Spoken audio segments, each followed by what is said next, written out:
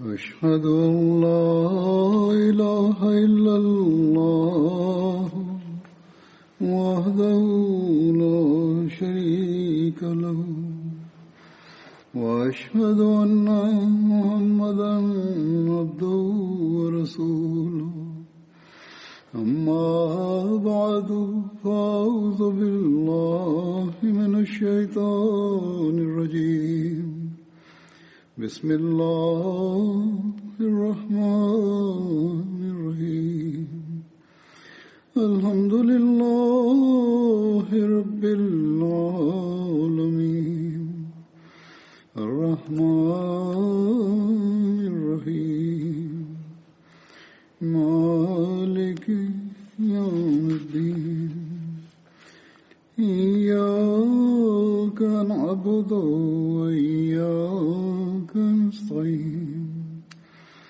اهدنا الصراط المستقيم صراط الذين أنعمت عليهم غير المغضوب عليهم ولا الضالين. आज जिन सहाबी का जिक्र करूंगा उनका नाम है हज़रत मुआज़ बिन जबल. Hazrat Amirul Mu'minin ayyadahullahu ta'ala binasrihil aziz anasema leo sahaba ambaye nitamzungumzia ni Hazrat Muaz bin Jabal radhiyallahu anhu. Jina lake lilikuwa Muaz, jina la babake lilikuwa Jabal bin Amr na mamake alikuwa akiitwa Hind binti Sahal aliyetokana na tawi la kabila la Juhaina la Banu Rabah. Kunia ya Hazrat Muaz bin Jabal ilikuwa Abdurrahman na alikuwa akitokana na tawi la kabila la Khazraj la Uday bin Saad bin Ali. Mwandishi wa Siyaru Sahaba anaandika kwamba Saad bin Ali alikuwa na wana wawili, Salema na Uday. Kutoka kizazi cha Salema wapo Banu Salema. Katika zama ya Islam kutoka familia ya Uday bin Saad walikuwepo watu wawili tu. Mmoja alikuwa Muaz na mwingine alikuwa mwanaye Abdurrahman. Nyumba za Banu Uday zilikuwa zikipatikana jirani na Banu Salema. Hat Muaz bin Jabal alikuwa mweupe sana, mwenye uso mzuri, mwenye meno meupe na macho mazuri. Yeye katika vijana wa kaumu yake alikuwa kijana mzuri na mkarimu kuliko wote. Abu Nuaim anasimulia ya kwamba Hat Muaz bin Jabal katika vijana wa Ansar kwenye sifa za upole, haya na ukarimu alikuwa bora kuliko wengine. Hat Muaz bin Jabal pamoja na Ansar 70 alishiriki katika Bayat Aqaba Thania, na wakati wa kusilimu umri wake ulikuwa miaka 18. Hat Muaz bin Jabal alishiriki katika vita ya Badr, Uhud, Handaki na kwenye mapigano yote pamoja na Mtume sallallahu alaihi wasallam. Yeye aliposhiriki katika vita ya Badr umri wake ulikuwa miaka 20 au 21. Ndugu yake aitwaye Hat Abdullah bin Jad aliyekuwa ndugu yake upande wa mama, naye alikuwa ameshiriki katika vita ya Badr. Sawa na rekodi ya Ustul Ghaba, ndugu yake alikuwa akiitwa Sahal bin Muhammad bin Jad, na Sahal alitokana na Banu Salema, na ndiyo sababu kwamba Banu Salema walikuwa wakimjumuisha katika kabila lake. Wahajiri wa Makka walipohamia Madina, Mtume sallallahu alaihi wasallam aliweka udugu baina ya Hat Abdullah bin Masud na Hat Muaz bin Jabal. Katika vitabu mbalimbali vya historia, hiyo ndiyo habari ipatikanayo tu. Baada ya kusilimu, Hat Muaz bin Jabal akifuatana na vijana wa Banu Salema alikuwa akiyavunja masanamu ya Banu Salema. Katika kumbukumbu za sahaba mmoja, habari hiyo nimeshaieleza ya kwamba kivipi walikuwa wakiyavunja masanamu ya familia yao, na hapa pia naeleza tena. Hazrat Amr bin Jamu akitengeneza sanamu moja la ubao na kulipatia jina la Manat. Alikuwa ameliweka nyumbani na alikuwa akiliheshimu sana. Wakati wa bayati akbar sania, baadhi ya vijana wa Banu Salema walifanya bayati. Hata Muaz bin Jabal alikuwa mmoja wao. Hata Muaz aliyekuwa mwana wa Amr bin Jamu naye alikuwa amefanya bayati, na tukio hilo nimeshalieleza katika habari za Muaz bin Amr bin Jamu.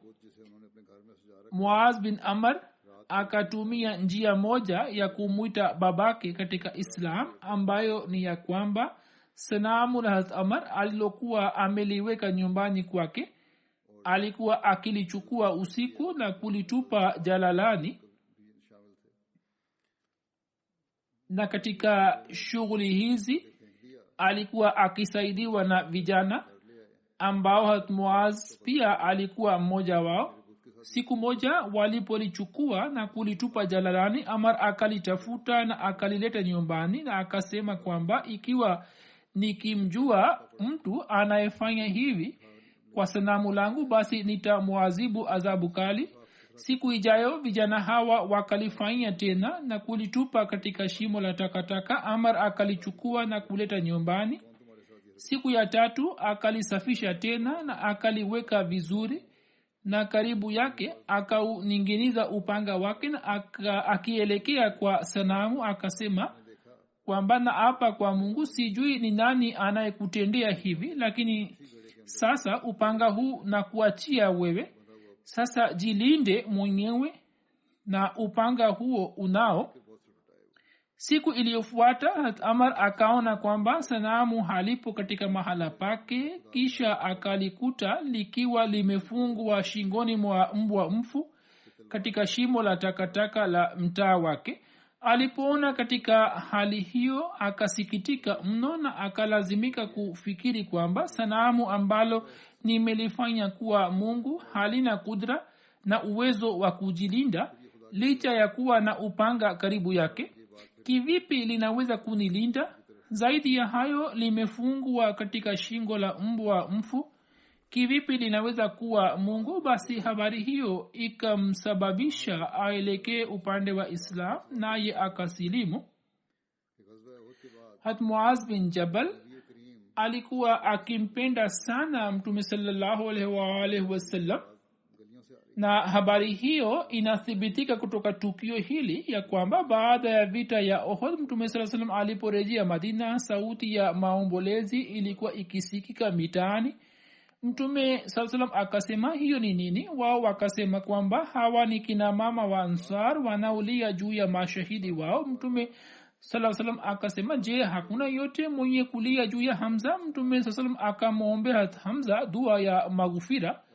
Hasad bin Muaz na Hasad bin Ubada na Muaz bin Jabal na Abdullah bin Rawaha walipoisikia wakaenda katika mitaa yao na wakawakusanya kina mama waombolezi wa Madina na kuwaleta, na wakawaambia kwamba sasa hakuna atakayelia juu ya mashahidi wa Ansar hadi muwe mnalia juu ya baba mdogo wa Mtume sallallahu alaihi wasallam, kwani Mtume sallallahu amesema kwamba katika Madina hakuna mwenye kulia juu ya Hamza. Huo ndio upendo wa Mtume sallallahu alaihi wasallam uliokuwa moyoni mwake. Yani kwa kuona uchungu uliomfikia Mtume sallallahu alaihi wasallam kwa sababu ya kufiwa na Hamza, Khalifa mtukufu anasema ijapokuwa kulia na kuomboleza kumekatazwa, lakini hapo Mtume sallallahu alaihi wasallam akatoa ruhusa kwa muda fulani, au kwa kuona hisia za watu akadhihirisha hisia zake kwamba laiti kwa ajili ya Hamza pia watu wangeonyesha hisia zao. Lakini kwa vyovyote vile kuomboleza kumekatazwa katika Islam. Mtume sallallahu alaihi wasallam mwenyewe amekataza kufanya hivi. Baada ya kutokea ushindi wa Maka, Mtume sallallahu alaihi wasallam alipoelekea Hunain. Hunain ni bonde moja lililopatikana kaskazini mashariki mwa Makka karibu na Taif. Akamwacha Hazrat Muaz bin Jabal nyuma yake katika Makka ili awafundishe wakazi wa Makka Islam na awasomeshe Qurani tukufu. Hazrat Muaz bin Jabal akashiriki vizuri katika vita ya Tabuk. Mtume sallallahu alaihi wasallam alipouliza kuhusu Hazrat Ka'b bin Malik ambaye wakati ule alikuwa amebaki Madina. Mtu mmoja wa Banu Salema akamsengenya Hazrat Ka'b bin Malik mbele ya Mtume sallallahu alaihi wasallam. Hazrat Muadh bin Jabal akamkaribia mtu huyo na akasema, ewe Mtume wa Allah, sisi tumeona wema tu katika tabia yake, wala hatujaona ubaya wowote. Hizi ni hulka za juu alizokuwa nazo. Qatada anasimulia ya kwamba nilimsikia Hazrat Anas radhiyallahu anhu akisema kwamba katika zama ya Mtume sallallahu alaihi wasallam wapo watu wanne waliokusanya Qur'ani tukufu, wote wanatokana na Ansar: Hazrat Muadh bin Jabal, Hazrat Ubay bin Ka'b, Hazrat Zaid bin Thabit, Hazrat Abu Zaid. Hazrat Abu Zaid alikuwa baba mdogo wa Hazrat Anas. Imesimuliwa na Hazrat Abdullah bin Amr radhiyallahu anhuma ya kwamba nilimsikia Mtume sallallahu alaihi wasallam akisema ya kwamba jifunzeni Qur'ani tukufu kutoka watu wanne: Ibn Masud na mtumwa wa Abu Huzaifa aitwaye Salam na Ubay bin Ka'b na Muaz bin Jabal. Hiyo ni riwaya ya Bukhari niliyoisoma. Hata Khalifatul Masih Sani radhiyallahu anhu anasema, na khalifa mtukufu amesema kwamba habari hii nimeshaeleza katika kumbukumbu za Ka'b. Khalifa mtukufu pili anasema kwamba mtukufu Mtume sallallahu alaihi wasallam alikuwa ameunda jumuiya moja ya walimu wa kusomesha Qur'ani tukufu ambao kwa kuhifadhi Qur'ani nzima kutoka kwa Mtume sallallahu alaihi wasallam walikuwa wakiwasomesha watu wengine. Hawa walikuwa walimu wakubwa ambao kazi yao ilikuwa ya kujifunza Qur'ani tukufu kutoka kwa Mtume sallallahu alaihi wasallam na kisha wawasomeshe wengine. Kisha walikuwepo maswahaba wengi waliokuwa chini yao ambao walikuwa wakiwafundisha watu Qur'ani tukufu. Walimu hawa wanne ni wafuatao: Abdullah bin Masud, Salam Maula Abi Huzaifa, Muaz bin Jabal, Ubay bin Ka'b. Miongoni mwa hawa wanne, wawili wa mwanzoni ni wahajiri na wengine wawili ni kutoka Ansar. Kishughuli Abdullah bin Masud alikuwa kibarua, Salam alikuwa mtumwa aliyeachwa huru, Muaz bin Jabal na Ubay bin Ka'b walikuwa miongoni mwa viongozi wa Ansar. Kana kwamba kutoka kila kundi Mtume sallallahu alaihi wasallam akizingatia makundi yote alikuwa akiwateua makari. Inapatikana katika hadisi kwamba mtukufu Mtume sallallahu alaihi wasallam alikuwa anasema ya kwamba khudhul Qur'ana min arba'atin, min Abdullah bin Masud wa Salim wa Muaz bin Jabal wa Ubay bin Ka'b. Watu wapendao kusoma Qur'ani tukufu wasome kutoka hawa wanne, kutoka kwa Abdullah bin Masud na Salam na kutoka kwa Muaz bin Jabal na Ubay bin Ka'b. Hawa ndio wale wanne waliojifunza Qur'ani tukufu nzima kutoka kwa Mtume sallallahu alaihi wasallam au kwa kusoma mbele yake wakarekebisha makosa yao. Lakini pamoja na hawa wanne walikuwa maswahaba wengi wa Mtume sallallahu alaihi wasallam waliokuwa wakijifunza Qur'ani tukufu moja kwa moja kutoka kwa Mtume sallallahu alaihi wasallam. Hivyo kwa mujibu wa riwaya moja, safari moja hata Abdullah bin Masud radhiyallahu anhu alisoma neno moja kwa matamshi yake. Hata Umar akamzuia na akasema kwamba sio hivyo bali usome hivi. Abdullah bin Masud akasema hapana, Mtume sallallahu alaihi wasallam amenifundisha hivi. Hata Umar akamshika na kumpeleka kwa Mtume sallallahu alaihi wasallam na akamwambia Mtume sallallahu alaihi wasallam ya kwamba huyo hasomi vizuri Qur'ani tukufu. Mtume sallallahu alaihi wasallam akamwambia Abdullah bin Masud ili amsomee. Aliposoma Mtume sallallahu alaihi wasallam akasema amesoma sawa sawa. Hazrat Umar akasema, ewe Mtume wa Allah, neno hilo ulikuwa umenifundisha kwa matamshi mengine. Mtume sallallahu alaihi wasallam akasema hata yale pia ni sahihi. Habari hiyo inathibitisha kwamba sio maswahaba hao wanne tu waliokuwa wakisoma Qur'ani tukufu kutoka kwa Mtume sallallahu alaihi wasallam bali watu wengine pia walikuwa wakisoma. Hivyo swali la Hazrat Umar kwamba umenisomesha hivi linatuambia kwamba Hazrat Umar pia alikuwa akisoma kwa Mtume sallallahu alaihi wasallam. Hata Anas bin Malik radhiyallahu anhu anasimulia kwamba Mtume sallallahu alaihi wasallam alisema, katika umati wangu mtu aliye na huruma zaidi kuliko wote kwa umati wangu ni Hazrat Abu Bakar. na katika swala la dini ya Allah mtu aliye imara zaidi ni Hazrat Umar, na katika hawa aliye na haya zaidi Hazrat Usman, na kutoka hawa mwenye kutoa uamuzi bora ni Hazrat Ali bin Abi Talib, na anayejua zaidi elimu ya kitabu cha Allah ni Ubay bin Ka'b, na mtu ambaye ana ujuzi mkubwa wa mambo ya halali na haramu ni Hazrat Muaz bin Jabal, na mtu anayezingatia sana kuhusu wajibu wake ni Hazrat Zaid bin Thabit. Na sikilizeni, akasema sikilizeni, kila umati unakuwa na amini wake, na amini wa umati huu ni Hazrat Abu Ubaida bin Jarrah. Riwaya hiyo nimekwisha ieleza katika hutuba ya nyuma.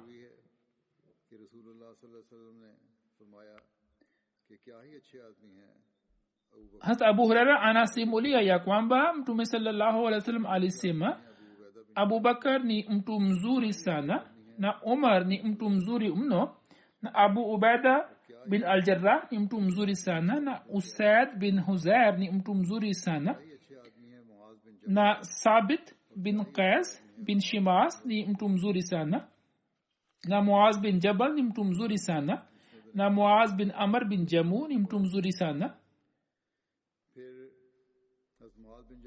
Hiyo ni riwaya ya Musnad Ahmad bin Hanbal. Kisha Hazrat Muaz bin Jabal anasimulia, anasema kwamba siku moja Mtume sallallahu alaihi wasallam alishika mkono wake na akasema, ewe Muaz, kwa yakini na kupenda. Hazrat Muaz akamwambia, ewe Mtume wa Allah, wazazi wangu wajitolee kwako, mimi pia nakupenda sana. Mtume sallallahu alaihi wasallam akasema, ewe Muaz, na kunasihi kwamba baada ya kila sala useme na usiache kusema kabisa, kwamba useme Allahumma aini ala zikrika wa shukrika wa husni ibadatika, yani ewe Mungu wangu unisaidie ili nikukumbuke na nikushukuru na nikuabudu kwa uzuri wote. Hazrat Muaz bin Jabal anasimulia ya kwamba Mtume sallallahu alaihi wasallam alisema, je, nisikuarifu kuhusu mlango mmoja wa pepo katika milango yake? Hazrat Muaz akasema, bila shaka niambie. Mtume sallallahu alaihi wasallam akasema, uwe na tabia ya kusema la hawla wala quwwata illa billah.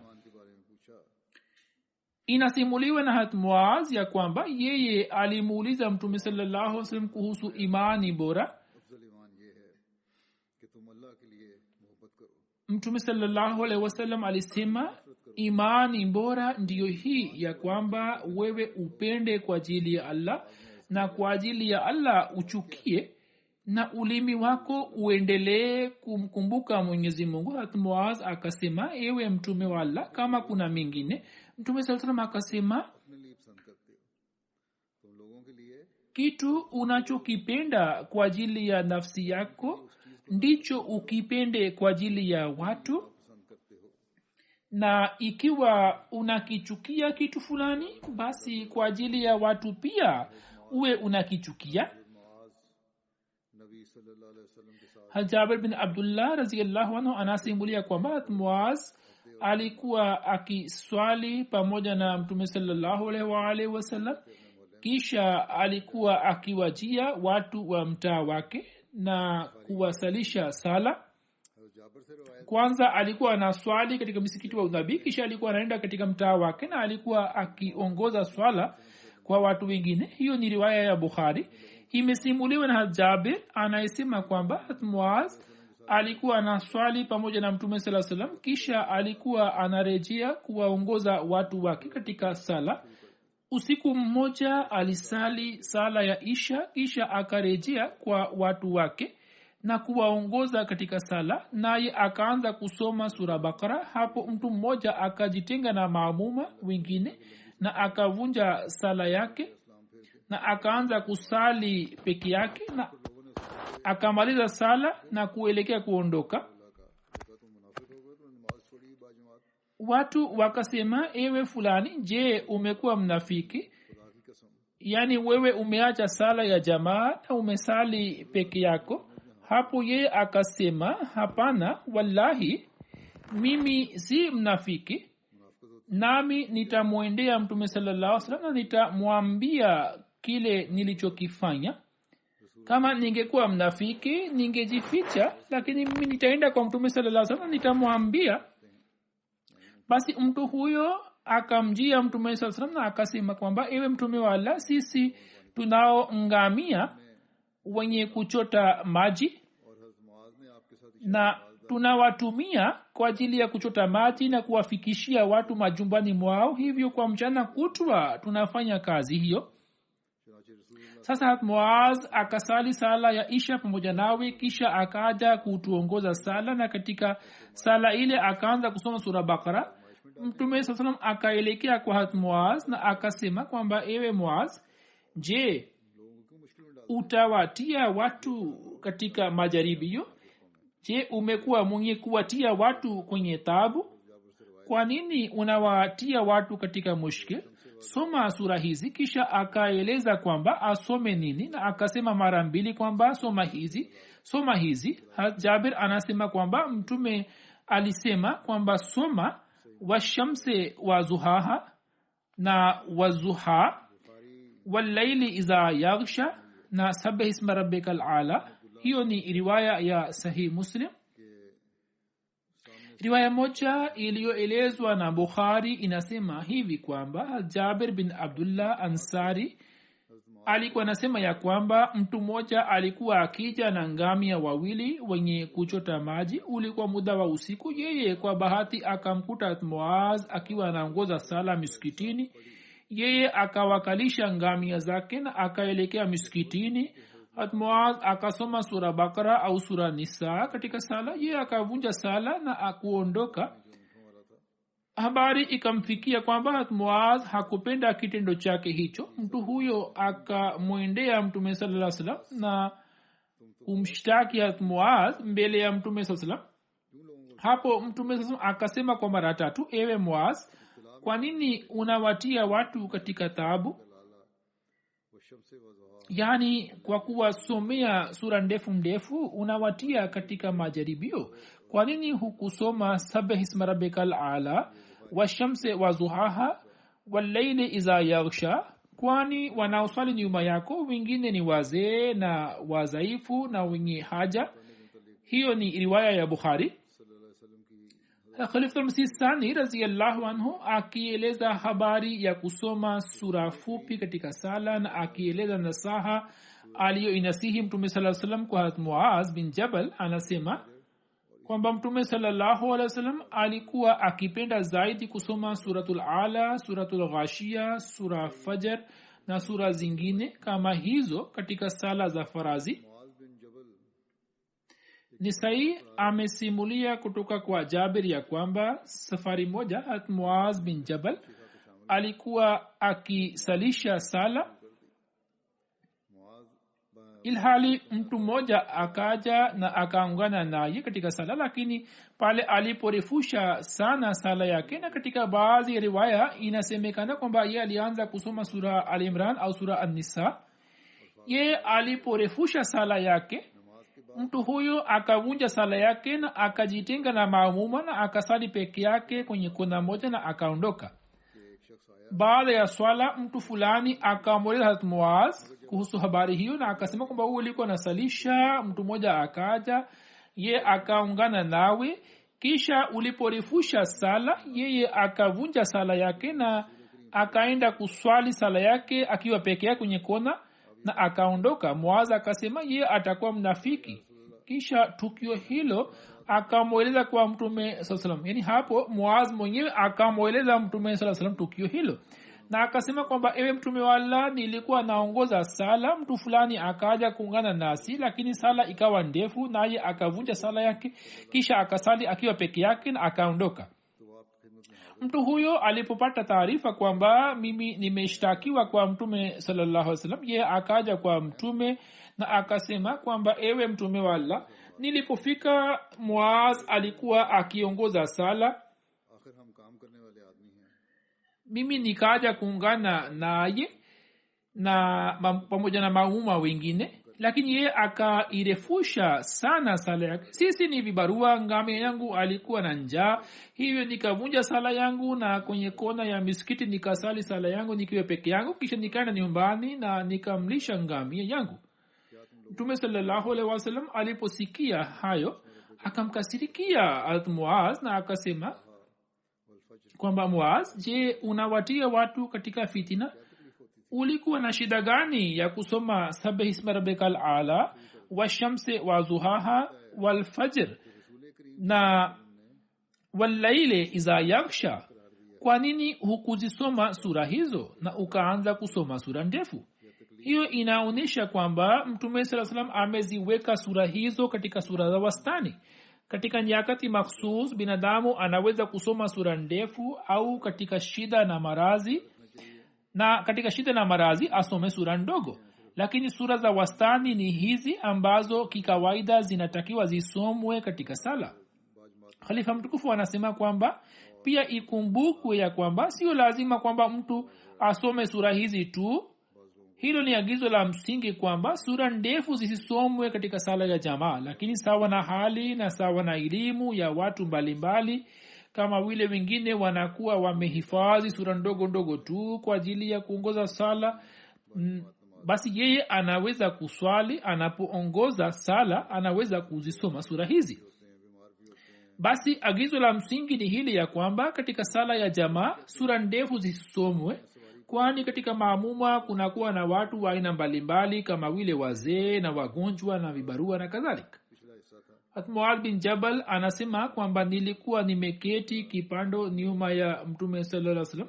Kati yangu na kati yake kulikuwa na sehemu ya kiti cha ngamia. Mtume akasema, ewe Muaz bin Jabal. Nikasema, nipo ewe Mtume wa Allah, na hiyo ni bahati yangu. Kisha akaenda mbele kidogo na akasema, ewe Muaz bin Jabal. Nikasema tena, labbaik ewe Mtume wa Allah, ni bahati yangu nzuri. Kisha akaenda mbele kidogo na akasema, ewe Muaz bin Jabal. Nikasema, labbaik ewe Mtume wa Allah, na hiyo ni bahati yangu nzuri. Mtume akasema, je, unajua kwamba Mungu ana haki gani kwa waja wake? Nikasema, Allah na mtume wake wajua vizuri zaidi.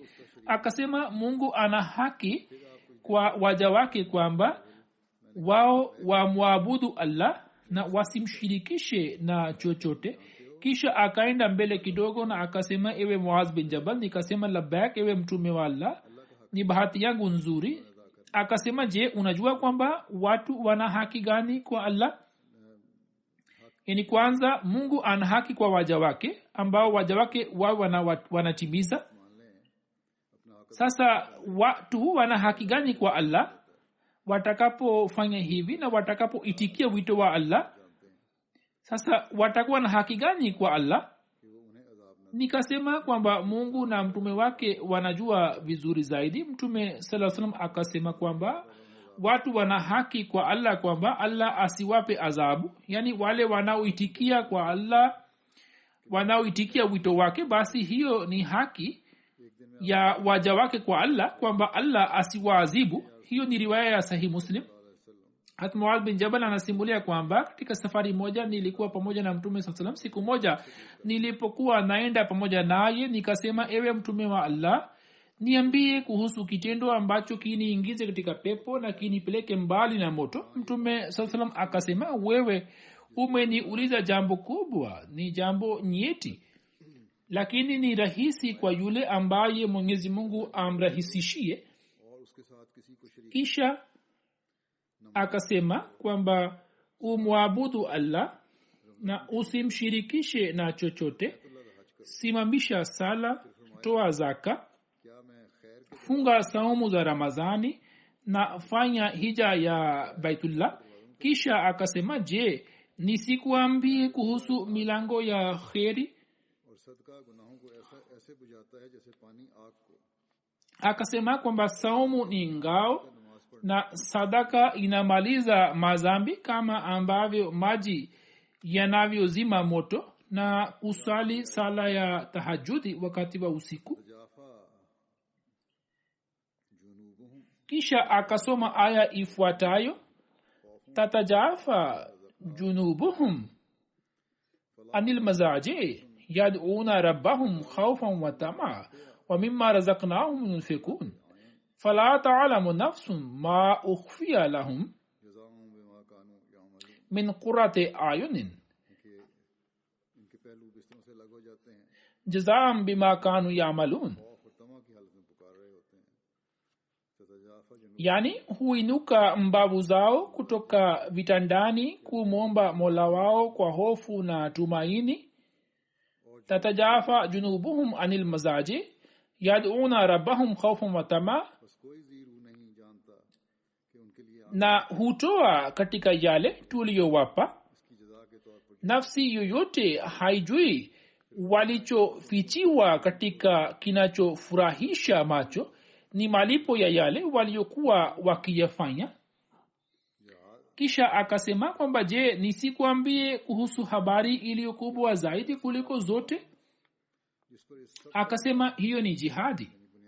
Kisha akasema kwamba je, nisikuambie jambo la msingi ambalo vitu hivi vyote vinalitegemea? Nikasema ndiyo, ewe mtume wa Allah, lazima niambie. Mtume sallam akashika ulimi wake na akasema kwamba uzuie ulimi wako. Akashika ulimi na akasema kwamba uzuie. Nikasema ewe mtume wa Allah sallallahu alaihi wasallam, je, tutaulizwa kuhusu yale tusemayo kwa kuutumia ulimi huo? Mtume sallallahu alaihi wasallam akasema, Muaz, uwe na bahati njema, moto hauangushi watu kifudifudi isipokuwa mavuno wanayovuna kwa ndimi zao, yani mambo mnayoyasema kwa ndimi zenu na majeraha yanayosababishwa na kauli za watu ambao wanawauzi wengine kwa maneno yao na wanaleta fitina na yanatokea maovu kadhaa. Basi ulimi utakapoeleza maovu na utakapokuwa sababu ya kuleta maovu, basi ni ulimi tu ambao unawaangusha watu katika moto. Hivyo muwe makini na museme mambo mazuri na kauli nzuri. Ka'b bin Malik anasema alikuwa akisema kwamba katika zama ya Mtume sallallahu alaihi wasallam na katika zama ya Abu Bakar, Muaz bin Jabal alikuwa anatoa fatwa katika Madina. Muhammad bin Sahal bin Abu Khaisama anasimulia kutoka kwa baba yake kwamba katika zama ya Mtume sallallahu alaihi wasallam watu watatu wa Wahajiri na watatu wa Ansar walikuwa wanatoa fatwa ambao walikuwa Umar, Uthman, Ali, Ubay bin Ka'b, Muaz bin Jabal na Zaid bin Thabit. Abdurrahman bin Qasim anasimulia kutoka kwa baba yake ya kwamba Abu Bakar Siddiq kila alipokuwa akipata shida fulani ambayo alikuwa akihitaji kushauriana na watu wa fiki, basi alikuwa akiwaita watu wa Wahajiri na Ansar. Alikuwa akiwaita Umar, Uthman, Ali, Abdurrahman bin Auf, Muaz bin Jabal, Ubay bin Ka'b na Zaid bin Thabit radhiyallahu anhum. Hao wote katika ukhalifa wa Abu Bakar walikuwa wanatoa fatwa na walikuwa wajumbe wa kamati ya kutolea fatwa, na alikuwa amewapa mamlaka ya kutoa fatwa kwa msingi wa elimu ile waliokuwa wamejifunza kutoka kwa Mtume sallallahu alaihi wasallam. Katika zama ya Abu Bakar, Muaz bin Jabal alikuwa ameenda Syria na alikuwa anaishi huko. Muaz bin Jabal alipoondoka na kwenda Syria, Umar akasema kwamba kuondoka kwake kumewafanya watu wa Madina wakose msaada wake katika mambo ambayo alikuwa anayatolea fatwa. Umar akamwomba Abu Bakar kwamba watu wanamhitaji Muaz, hivyo umzuie asiende. Lakini Abu Bakar akakataa akisema kwamba mtu akinuia kufanya jambo na awe anapenda kifo cha kishahidi, mimi siwezi kumzuia. Umar anasema kwamba nikasema, wallahi, mtu anajaaliwa shahada akiwa kitandani. Thawr bin Yazid anasimulia kwamba Muaz bin Jabal wakati wa usiku alipokuwa akisali tahajudi alikuwa naomba dua hii: ewe Allah, macho yamelala na nyota zinang'aa. Wewe ni mwenye uzima, mhifadhi wa milele. Ewe Allah, mimi ni mvivu katika kuomba pepo na kukimbia kwangu kutoka moto ni dhaifu. Ewe Allah, niwekee mwongozo kwako ambao unirudishie siku ya kiyama. Kwa yakini wewe huvunji ahadi. Hii ndiyo hali aliyokuwa nayo ya moyoni mwake. Hat Anas bin Malik radhiyallahu anhu anasimulia kwamba Mtume sallallahu alaihi wasallam alimwambia Hat Muaz alipokuwa ameketi nyuma yake juu ya kipando kwamba ewe Muaz bin Jabal. Yeye akasema labbaik ewe Mtume wa Allah. Mtume sallallahu alaihi wasallam akasema kwa mara ya tena ewe Muaz. Nikasema labbaik ya Rasulullah. Akasema Muaz akasema labbaik ya Rasulullah, nipo. Mtume sasa akamuita kwa mara tatu na akasema kwamba yeyote atakayetoa ushahidi huu kwa ukweli wa moyo wake kwamba hakuna apasaye kuabudiwa isipokuwa Allah na Muhammad sallallahu alaihi wasallam ni mtume wake, basi lazima Mwenyezi Mungu ataharamisha moto juu yake. Yeye akasema ewe mtume wa Allah, je, nisiwaambie watu kuhusu habari hiyo ili waifurahie? Mtume akasema ndipo watalitegemea jambo hilo tu pekee, wakifahamu kwamba jambo hilo linawatosha na mema mengine hawatayatenda. Hivyo usiwaambie. Hat Muaz wakati wa kifo chake akaeleza habari hiyo ili aepukane na dhambi. Yani alikuwa hajawaambia watu jambo lililokuwa limesemwa na Mtume sallallahu alaihi wasallam. Kimsingi alikuwa na wazo lake kwamba kabla sijafa habari hiyo ni waambie watu wenye elimu, kisha akawaeleza, lakini katika uhai wake alikuwa hakuwaambia. Hat Waliullah Shah Saheb katika maelezo ya Bukhari, katika sharha ya Bukhari ameandika kwamba habari hii iliyoelezwa hapo juu ni kama kulitunza jambo fulani la kielimu katika watu makhsus, kwani jambo hilo ni la kielimu na linatunzwa katika watu makhsus, kwani watu wa kawaida kwa sababu ya kutokuelewa maana sahihi ya jambo hilo watapata hasara. Kusema kalema tu kwa ulimi na kutokutenda kwa matendo, isije ikatokea hivi kwamba jambo liwafikie kwamba semeni la ilaha illallah Muhammad rasulullah na hakuna haja ya matendo.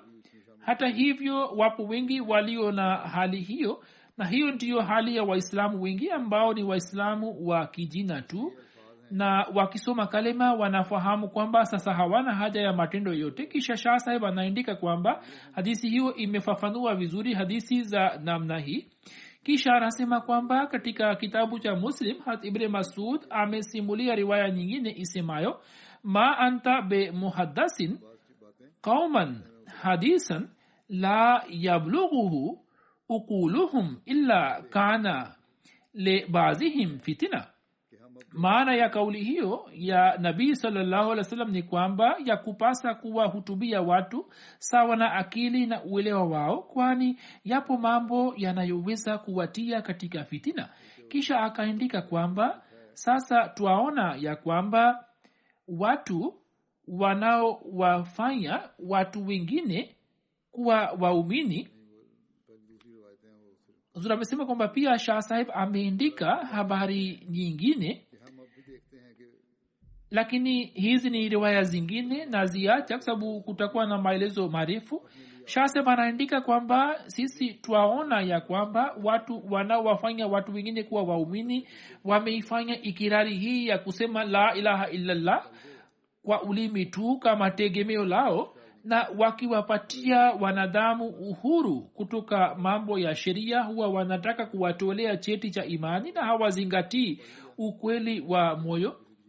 Kila sheikh, kila anayetoa hutuba akiwa juu ya mimbari anaelewa kwamba yule anayesali nyuma yangu ikiwa amesoma kalema basi amepata cheti cha imani na sasa hana haja ya kitu kingine. Kisha anaandika kwamba licha ya uwepo wa waumini hawa wanaokiri kwa ulimu, Mtume alikuwa amesema kwamba wakati yule imani itatoweka mioyoni bali itakuwa imefikia juu ya kilimia, na habari hiyo ilikuwa imesemwa kuhusu watu wa zama za mwisho. ilhali wao walikwepo. Kisha anaandika kwamba man laqiya allaha la yushriku bihi shay'a, yani mtu atakayeendelea kujiepusha na ushirikina hadi mauti yamfikie ataingia peponi. Jinsi mtume sallallahu alaihi wasallam alivyoelekea kwa Hazrat Muaz kisha akanyamaza kwa mara 3, hiyo pia inaonyesha kwamba mtume sallallahu alaihi wasallam alikuwa akipenda kumshawishi Hazrat Muaz ili awe na shauku ya kujua zaidi. Kisha baada ya kumuuliza mara 3 na kila aliposema labbaik ya Rasulullah, kisha akamweleza habari hiyo ili habari hiyo aikumbuke vizuri na jambo hilo liingie moyoni mwake na athari ya jambo hilo ibaki nafsini mwake na asilisahau katika maisha yake. Hazrat Muaz pia akaizingatia sana kauli hiyo ya mtume sallallahu alaihi wasallam, na wakati wa kifo chake akaeleza kwa wengine akifahamu kwamba kwa sababu ya kuficha jambo muhimu asije akaulizwa na Allah kwamba Mwenyezi Mungu aseme ya kuwa ulikuwa na elimu ya jambo fulani, sasa kwa nini hukuwaambia wengine? Hazur anasema kwamba siku hizi yani yeye aliwaambia wengine ili habari hii ya elimu iwafikie watu wa elimu. Hazur anasema kwamba siku hizi Waislamu wanadai kwamba wao ni waumini na kwa kusoma kalema wanafahamu kwamba tayari wameepukana na ushirikina, lakini mioyo yao imejaa na ushirikina na wanavitegemea vitu vya dunia. Wapo wahaziri wakubwa wanaotegemea vitu vya dunia. Ikiwa hali yao ya ndani izihirike na iwe wazi, basi hadithi hiyo iliyoelezwa hapo juu na imeelezwa kwamba wanaosoma kalema moto utakuwa haramu juu yao, hiyo pia inaonyesha kwamba Mwenyezi Mungu ndiye atakayelipa malipo ya matendo, na kazi hii si kazi ya binadamu kwamba amtolee fatwa muislamu anayesoma kalema kwamba wewe si muislamu. Fatwa hizi ni kinyume cha mafundisho ya Qur'ani tukufu. Basi siku hizi Waislamu wanaoendelea kusherehekea maulidi katika mwezi huu wa Rabiul Awwal, basi jambo la msingi ni hili ya kuwa sisi tufuate mafundisho na mifano ya mtume mtukufu sallallahu alaihi wasallam, na kwa msingi wa elimu yetu tusije tukajielewa kwamba sisi ndio Waislamu pekee, bali yule asomaye kalima swala lake tumwachie Mwenyezi Mungu. Haya ni mambo yatakayofurahisha roho ya mtume sallallahu alaihi wasallam na yatakuwa sababu ya kumfikishia furaha kutoka kwa umati wake. Pamoja na kumsalia mtume sallallahu alaihi wasallam, yatupasa kumshukuru Allah kwa kuwa yeye hakuiacha dini ya mtume sallallahu alaihi wasallam isiyo na mrisi, bali kwa mujibu wa ahadi yake na sawa na bishara ya mtume sallallahu alaihi wasallam kwa ajili ya kuihuisha dini akamtuma Masihi aliyeahidiwa, ambaye ni mwenye kutuambia uhakika wa matendo yanayofanywa sawa na amri za sheria na kalima, ili kwa kweli moto wa jahannam uharimishwe juu yetu, na Mwenyezi Mungu awajalie akili kwa wale wanamkataa Masihi Maud alayhi wasallam ili waweze kulielewa, na atujalie sote ili tuweze kuelewa uhakika wa kalima na uhakika wa mafundisho kweli ya Islam, na pia atujalie kuyatenda ipasavyo. Hazrat Muaz bin Jabal anasema kwamba sisi pamoja na mtume sallallahu alaihi wasallam tulitoka kwa ajili ya vita ya Tabuk. Mtume sallallahu alaihi wasallam alikuwa akijumuisha sala. Mtume alikuwa akisalisha adhuhuri na alasiri kwa pamoja na magharibi na isha kwa pamoja. Siku moja akachelewa kuja kwa ajili ya sala, kisha akaja nje na akajumuisha sala za adhuhuri na alasiri, kisha akarejea ndani, kisha baada yake akaja tena na akasalisha sala ya magharibi na isha kwa pamoja. Kisha mtume akasema kwamba kesho Mungu akijalia mtafika kwenye chemchem ya Tabuk. Khalifa mtukufu anasema kwamba sio maana kwamba alikuwa akisalisha sala zote 4 kwa pamoja, bali muda uliokuwa baina ya sala ulikuwa muda mfupi, na inawezekana kwamba alikuwa akisalisha sala ya adhuhuri akijumuisha pamoja na alasiri katika muda wake wa mwisho, na sala ya magharibi na isha katika wakati wa magharibi. Mtume sallallahu alaihi wasallam akawaambia maswahaba zake kwamba kesho inshallah mtafika chemchem ya Tabuk, na mtakapofika jua litakuwa limetoka tayari. Akawaambia muda wa kufika kwao, basi yeyote atakayetangulia kufika huko asiguse maji yake hadi niwe nimefika tayari, yani msije mkanywa kutoka maji yake wala msiyaguse hadi nifike. Msimuliaji anasema kisha tukafika kwa chemchem ile na tukawakuta watu wawili waliokuwa wameshafika tayari kabla yetu. Chemchem hii wakati ule chemchem hii ilikuwa haina maji mengi na kidogo kidogo maji yalikuwa yakitiririka kutoka chemchem. Mtume akawauliza wale wawili waliokuwa wametangulia kufika huko kwamba je, mmeyagusa maji yake? Wakasema ndio, tumechota maji na tumekunywa. Mtume sallallahu alaihi wasallam akawakasirikia akisema kwamba nilikuwa nimewauzuia kufanya hivyo, kwa nini mligusa maji yake? Msimuliaji anasema kisha watu kwa kutumia mikono yao wakachota maji kidogo kidogo kutoka chemchem hii hadi maji yakajaa katika chombo. Kisha Mtume sallallahu alaihi wasallam akaosha mikono yake na akaosha uso wake, kisha akatia maji hayo katika chemchem. Yani Mtume sallallahu alaihi wasallam akikaa karibu na chemchem akaosha mikono na uso wake na maji yalikuwa yakitiririka katika chemchem ile.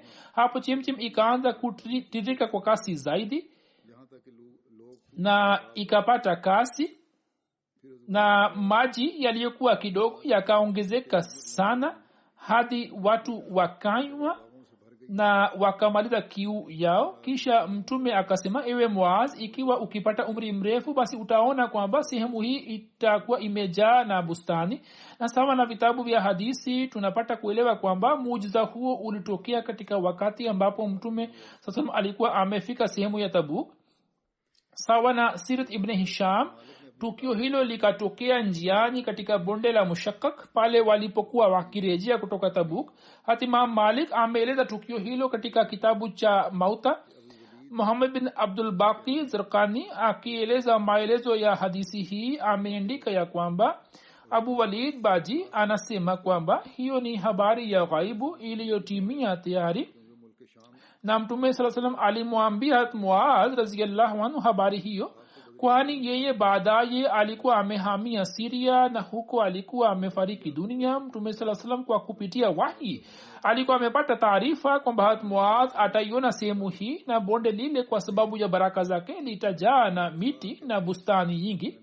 Alama Ibn Abdul Bar anasema kwamba Ibn Wasa anasema ya kuwa nimeona ardhi inayozunguka chemchem hii ilikuwa imejaa miti na bustani nyingi hadi nikajihisi kwamba silsila hiyo itabaki hadi siku ya kiyama, na hiyo ndio ilikuwa bishara ya Mtume sallallahu alaihi wasallam.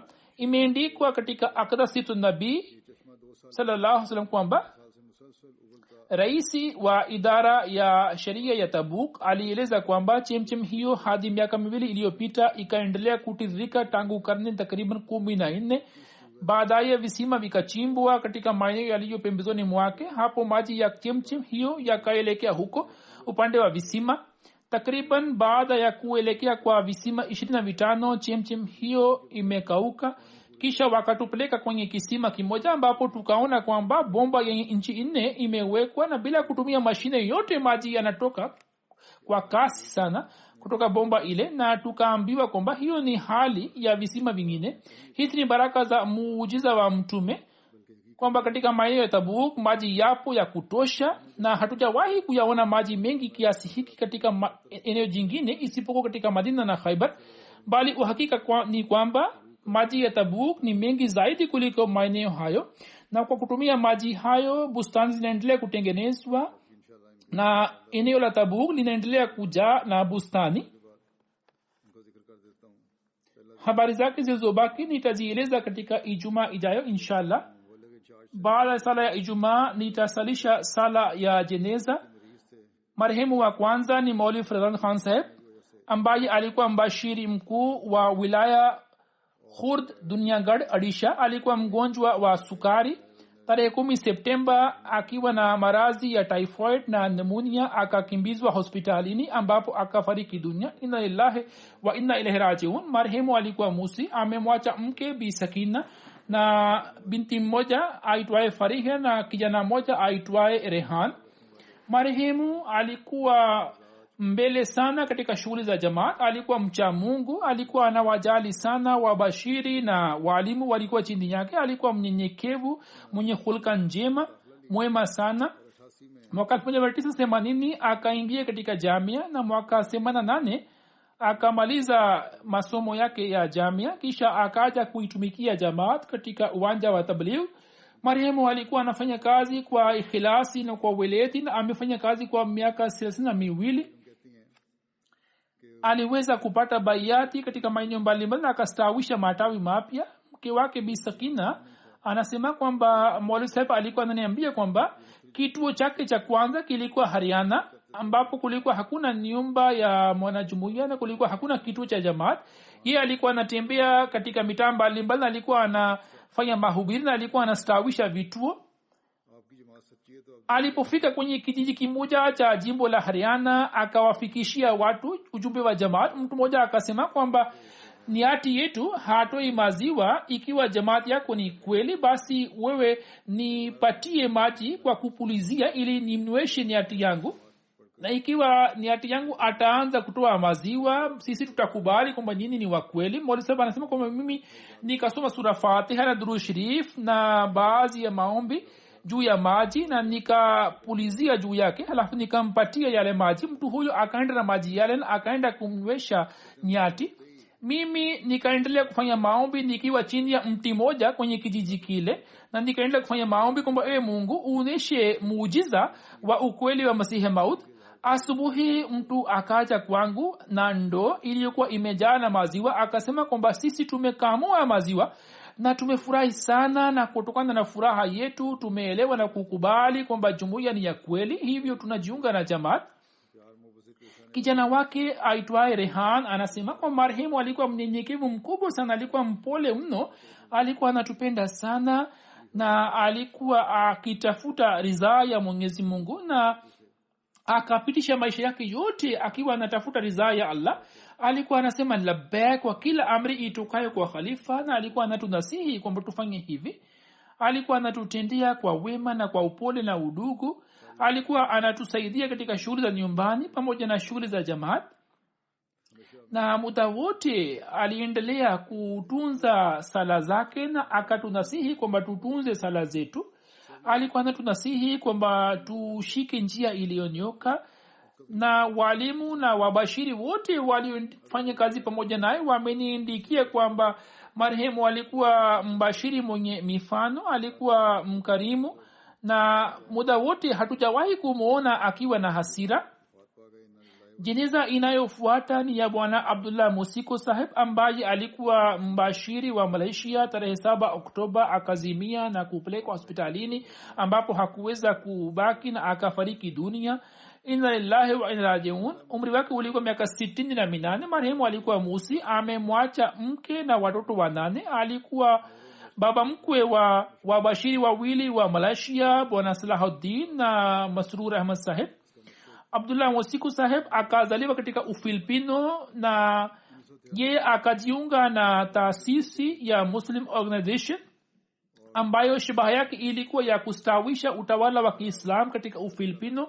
Mwaka 73 wazazi wake wakahama Ufilipino na wakaja Malaysia na wakaanza kuishi Sandakan. Mwenyezi Mungu alikuwa amempatia moyo safi, akamwona katika ndoto Masihi Maud sallallahu na Khalifatul Masih wa pili na Khalifatul Masih wa tatu, na akashiriki katika jalsa salana ya Takinabalo mwaka 73. Na kwa kuona jumuiya na jalsa salana akazidi katika iman na akafanya bayati katika mji wa Sandakan. Alipokuwa anaishi kule kulikuwa hakuna mbashiri yeyote, lakini yeye alikuwa na kiu, hivyo ili aweze kumaliza kiu chake cha kiroho akaanza kusoma vitabu vya jamaat. Alikuwa na shauku ya tabligh na alikuwa anafanya mahubiri katika jamaa zake, na kutokana na mahubiri yake watu wengi wakajiunga na jamaat. Kisha kwa sababu ya shauku yake ya tabligh akajitolea wakfu na yeye akateuliwa kuwa mbashiri. Pia katika Ufilipino akaweza kufanya kazi pamoja na Khairuddin Sahib kwa miaka kadhaa. Marehemu kwa sababu ya tabia yake njema na kwa sababu ya unyenyekevu wake na shauku yake ya mahubiri akafanya kazi kubwa sana, na alikuwa akijadiliana na Wakristo katika mijadala mbalimbali, na kwa kupitia mahubiri yake watu wengi wakajiunga na Islam. Marehemu alikuwa hawezi kuongea Kiurdu, lakini alikuwa na shauku ya kujifunza. Alikuwa amehifadhi kumbukumbu nyingi na shairi mbalimbali. Alikuwa mkarimu na watu walikuwa wanakuja kwa ajili ya Ijumaa alikuwa anawahudumia.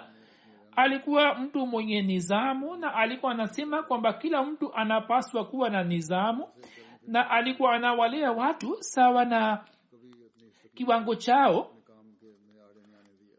Alikuwa na shida katika kutembea kwa miaka kadhaa, lakini hata hivyo hakuifanya shida hiyo iwe kizuizi katika shughuli zake za jamaat. Jeneza ya tatu ni ya bwana Abdul Wahid Sahib, muallim silsila wa Qadian, ambaye tarehe 12 Septemba akiwa na umri wa miaka 56 akafariki dunia. Inna lillahi wa inna ilaihi rajiun. Marehemu alitokana na familia ya Kikristo. Katika familia yake ndugu yake ambaye alikuwa mwalimu mstaafu akajiunga na jamaat, kisha familia nzima ikajiunga na jamaat, na baada ya kujiunga na jumuiya marehemu akaingia katika Jamiatul Mubashirin ambapo akasoma kwa miaka 3, na alipomaliza masomo yake akaenda kufanya mahubiri katika maeneo mbalimbali. Alikuwa ameteuliwa kama mbashiri katika baadhi ya maeneo ya Qadian. Alikuwa mtifu na msikivu, alikuwa anafanya kazi kwa weledi na kwa juhudi kubwa. Kwa kupitia marehemu Wakristo 3 na familia 3 wakajiunga na jamaat, na waliojiunga na jamaat 2 ni Musi, amemwacha mke na kijana mmoja na mabinti 2. Kijana wake amemaliza Jamia Ahmadiyya na amekuwa mbashiri wa jamaat. Mwenyezi Mungu awanyanyue marehemu wote katika daraja na awaghufirie na awarehemu na awajalie watoto wao waweze kuendeleza mema zao na matumaini waliokuwa nao kuhusu watoto. Mwenyezi Mungu awajalie watoto hawa waweze kutimiza, na Mwenyezi Mungu awajalie watoto waweze kuwa wasaidizi wa kweli wa ukhalifa, na hawa walijitolea wakfu Mwenyezi Mungu awajalie. Mwenyezi Mungu awaghufirie wote na awarehemu. Na kama nisemavyo kwamba baada ya sala ya Ijumaa inshallah nitasalisha sala yao ya jeneza.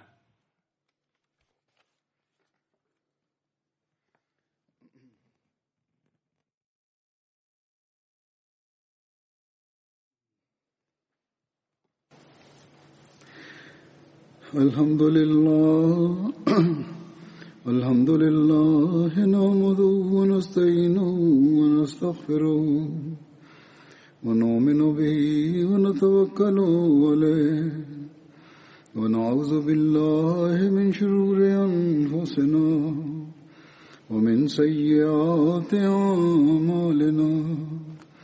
Man yahdihillahu fala mudilla lahu ومن يضلل فلا هادي له ونشهد أن لا إله إلا الله ونشهد أن محمدا عبده ورسوله.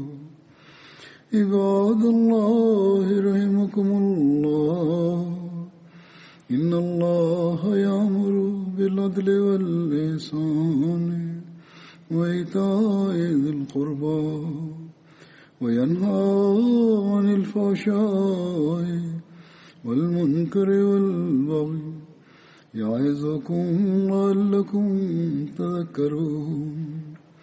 اذكروا الله يذكركم وادعوه يستجب لكم ولذكر الله أكبر.